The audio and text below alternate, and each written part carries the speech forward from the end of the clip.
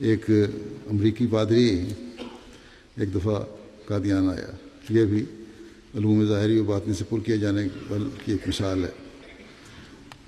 1914 کی بات ہے. اس نے بعض احمدیوں کے سامنے چند مذہبی سوالات پیش کیے جو نہایت اہم تھے، اور ساتھ یہ بھی کہا کہ میں امریکہ سے چل کر یہاں تک آیا ہوں، اور میں نے کئی علماء کے سامنے سوال کیے ہیں، مگر ان سوالوں کو تسلی بخش جواب نہیں مل سکا. میں یہاں ان سوالوں کو آپ کے خلیفہ کے سامنے پیش کرنے کے لیے آیا ہوں، تو دیکھتا ہوں وہ کیا جواب دیتے ہیں.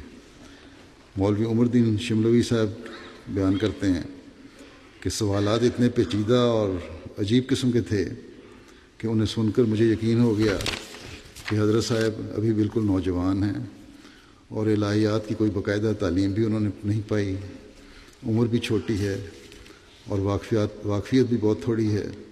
وہ ان سوالوں کا جواب ہرگز نہیں دے سکیں گے، اور اس طرح سلسلہ احمدیہ کی بڑی بدنامی اور سبکی ہوگی، ساری دنیا میں سبکی ہو جائے گی. کیونکہ جب حضرت صاحب اس کے سوالوں کے جواب نہ دے سکے تو یہ امریکن پادری واپس جا کر ساری دنیا میں اس امر کا پروپیگنڈا کرے گا کہ احمدیوں کا خلیفہ کچھ بھی نہیں جانتا اور عیسائیت کے مقابلے میں ہرگز نہیں ٹھہر سکتا. وہ صرف نام کا خلیفہ ہے، یہ مولوی صاحب کا خیال تھا، ورنہ علمیت خاک بھی نہیں رکھتا.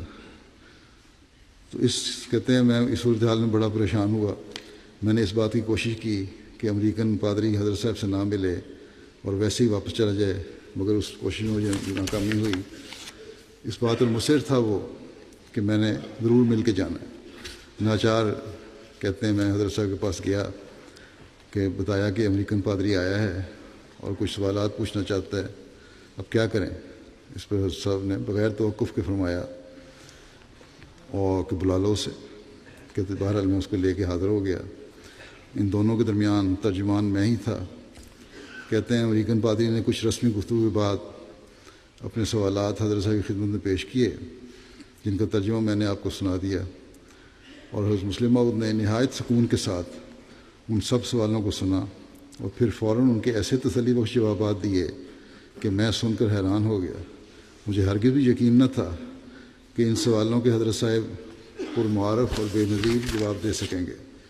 جب میں نے یہ جوابات انگریزی میں امریکن پادری کو سنائے تو وہ بھی حیران رہ گیا اور کہنے لگا کہ میں نے آج تک ایسی معقول گفتگو اور ایسی مدلل تقریر کسی کے منہ سے نہیں سنی. معلوم ہوتا ہے کہ تمہارا خلیفہ بہت بڑا اسکالر ہے اور مذاہب عالم پر اس کی نظر بہت گہری ہے. یہ کہہ کر اس نے بڑے ادب سے حضرت صاحب کے ہاتھ کو بوسہ دیا اور واپس چلا گیا.